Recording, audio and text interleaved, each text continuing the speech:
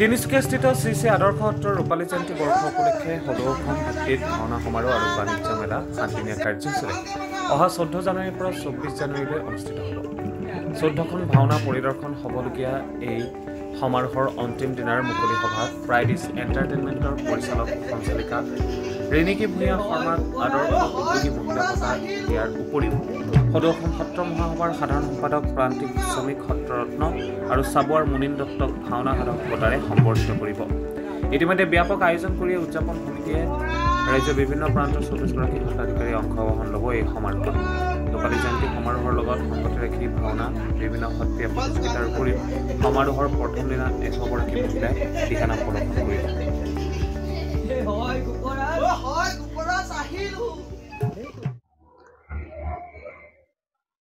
নমস্কাৰ।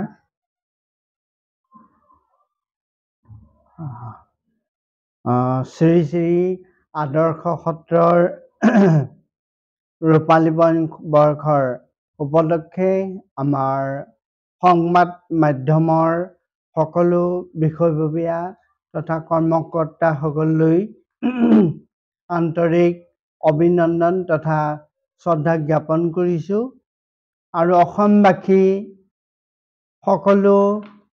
সমূহ শুভাকাংক্ষী ৰাইজ ভক্ত বৈষ্ণৱ আৰু লগতে ভাওনা প্ৰেমী ৰাইজলৈও আন্তৰিক ৰূপালী জয়ন্তী বৰ্ষৰ উপলক্ষে হিয়া ভৰা সেৱা তথা শ্ৰদ্ধা জনাইছোঁ। 2000 চনতে প্ৰতিষ্ঠিত শ্ৰী শ্ৰী আদৰ্শ সত্ৰ এইবছৰ ৰূপালী জয়ন্তী বৰ্ষৰ উপলক্ষে আমি বৰ্ষপতি অনুষ্ঠানৰ কাৰ্যক্ৰমণিকা ইতিমধ্যে আগুৱাই গৈ আছোঁ। অহা কালিলৈ অৰ্থাৎ তাৰিখ 23 নৱেম্বৰ দিনতে আমি শ্ৰী শ্ৰীকৃষ্ণৰ ৰাসলীলা এই অনুষ্ঠানভাগ আয়োজন কৰিবৰ কাৰণে আগবঢ়া হৈছে। অহা কালিলৈ দিনটো উলহ মালহেৰে পালন কৰিবলৈ আমি আগবাঢ়িছোঁ। আৰু শ্ৰী শ্ৰী আদৰ্শ সত্ৰৰ পৰিচালনা সমিতিৰ লগতে উদযাপন সমিতি সমূহ বিষয়ববীয়াৰ লগতে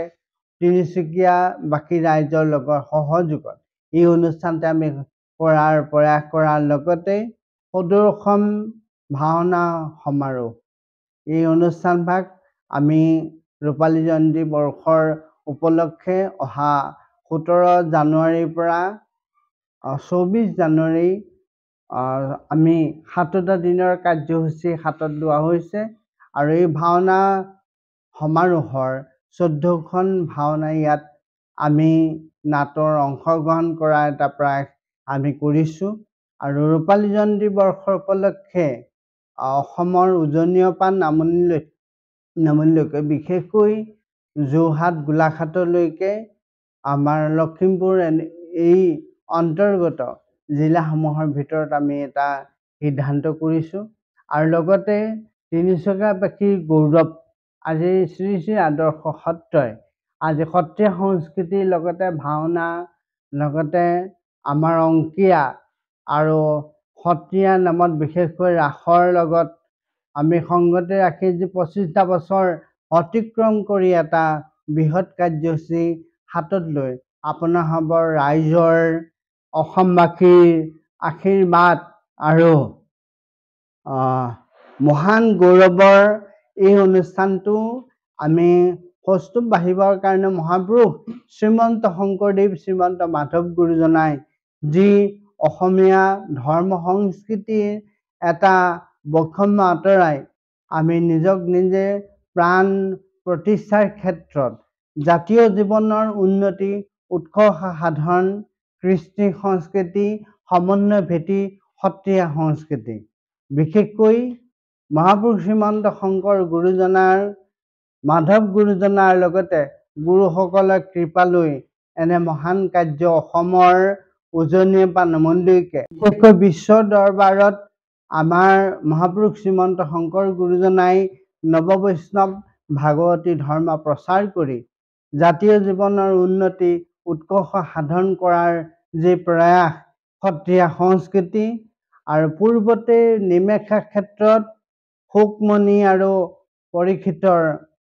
যি যোগসূত্ৰ মহাভাগৱত শ্ৰৱণ কীৰ্তন কৰাৰ যি প্ৰয়াস আৰু সেই নিমেষা ক্ষেত্ৰই আজি একমাত্ৰ সত্ৰীয়া সংস্কৃতি আৰু সেই সত্ৰীয়া সংস্কৃতিক আলম লৈ গুৰুজনাই যি কৰি আহিছে গতানুগতিকভাৱে আজি আদৰ্শ সত্ৰই বিশেষকৈ সত্ৰীয়া নৃত্য বৰগীত আৰু ভাওনা কৰ্মশালাৰ লগতে ভাওনা সংস্কৃতিৰ লগত জড়িত হৈ গায়ন বায়ন আৰু বিভিন্ন সত্ৰীয়া সংস্কৃতিকৰ আলম আমি বিশেষকৈ এই সত্ৰত বিশেষভাৱে পালনাম দৌল উৎসৱ আৰু লগতে আমাৰ ভাওনা আৰু ইয়াৰ লগত জড়িত হৈ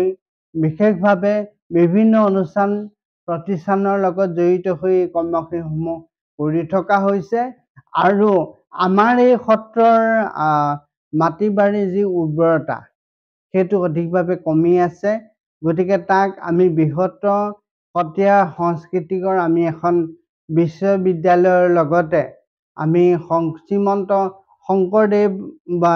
দ্বিতীয় কলাক্ষেত্ৰৰ ভাগো আমি এই তিনিচুকীয়াতে চিন্তা কৰি আছোঁ গতিকে অসমৰ তথা 7খন ৰাজ্যত আমি আদৰ্শ সত্ৰই কিদৰে আমি এই অনুষ্ঠানখিনি আগুৱাই নিব পাৰোঁ সত্ৰীয়া সংস্কৃতিক গুৰুজনাক বহল দৃষ্টিত বিশ্লেষণ কৰি গুৰুজনাৰ যি ধৰ্ম অনৈক্যৰ মাজত ঐক্য সংহতি প্ৰতিষ্ঠা কৰি আধ্যাত্মিক নৈতিকতা আৰু সাংস্কৃতিক তিনিটা শিক্ষা সমাজত কিদৰে বিলাই গুৰুজনাই কৃষ্ণ আৰু সংস্কৃতি সমন্বয় ভেটি যিদৰে গঢ়ি গৈছে আমিও যাতে আদৰ্শ সত্ৰই এই অনুষ্ঠান আমি গঢ়াত সদায় আগবাঢ়ি আছোঁ আৰু 7খন বিশেষকৈ ৰাজ্যত আমি সৰ্বানন্দে এভাগকৈ নামঘৰ প্ৰতিষ্ঠা কৰি বৃহত্তৰ গুৰুজনাৰ নিবন্ধ আমি ৰক্ষা কৰিবৰ কাৰণে আমি সক্ষম হৈছোঁ আৰু ভাৰতবৰ্ষৰ আমি ইতিমধ্যে 27খন ৰাজ্যৰ ক্ষেত্ৰতো আমাৰ অসমীয়া ধৰ্ম সংস্কৃতি গুৰুজনাই যি দি যোৱা নামঘৰ এই অনুষ্ঠানভাগ আৰু সত্ৰীয়া যিটো সংস্কৃতি বাতাবৰণ গঢ়িবৰ কাৰণে আমি অপ্ৰাস চেষ্টা কৰিছোঁ আৰু এই ৰূপালী জয়ন্তী বৰ্ষত আমি যি 14খন ভাওনাৰ যোগেদি প্ৰথম আমি আগমন কৰা পৰিচালনা সমিতি আৰু উদযাপন সমিতি আৰু লগতে তিনিচুকীয়াবাসী ৰাইজৰ লগত প্ৰথম এই কাৰ্যসূচীটো আমি আৰম্ভ কৰি আমি সুন্দৰ পৰিৱেশত এনেকুৱা এটা আমাৰ ধৰ্ম সংস্কৃতিৰ লগতে সংস্কৃতিৰ সমন্বয়নে সংস্কৃতি ভাওনা সংস্কৃতিয়ে বিশেষকৈ জাতি ধৰ্ম বৰ্ণ ভাষা নিৰ্বিশেষে সুন্দৰ পৰিৱেশত মানৱ জীৱনৰ প্ৰত্যেকটো দিশতে উন্নতি উৎকৰ্ষ সাধন কৰাই আৰু মহাপুৰুষ শ্ৰীমন্ত শংকৰ গুৰুজনাই অসমীয়া ধৰ্ম সংস্কৃতিত ভাওনাৰ যোগেদি যিখিনি মানুহৰ অনৈক্যৰ মাজত ঐক্য সংহতি প্ৰতিষ্ঠা কৰিবৰ কাৰণে গুৰুজনাই যথেষ্ট নিজৰ শ্ৰম দান